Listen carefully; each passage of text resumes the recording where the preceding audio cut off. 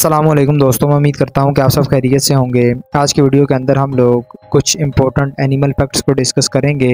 तो आए बगैर वक्त ज़ाय किए आज का वीडियो शुरू करते हैं।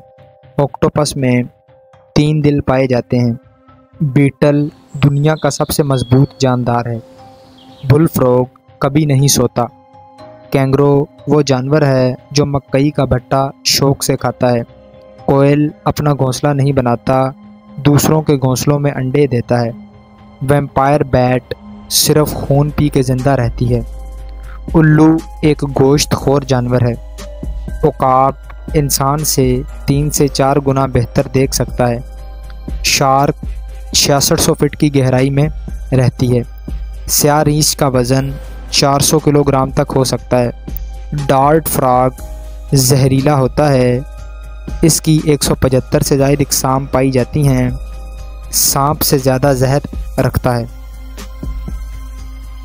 हथनी सबसे कम दूध देने वाला जानवर है। भेड़िया बुढ़ापे में अपने वालिदैन की खिदमत करता है। हिरन में बच्चे की पैदाइश का अमल 160 था 200 दिन तक होता है। हिरन का वजूद 38 मिलियन साल पहले एशिया में हुआ। तो ये था हमारा आज का वीडियो, जिसके अंदर कुछ एनिमल फैक्ट्स को डिस्कस किया गया। उम्मीद की जाती है वीडियो आपको अच्छा लगा होगा। नेक्स्ट वीडियो तक के लिए इजाज़त दीजिए। अल्लाह हाफ़िज़।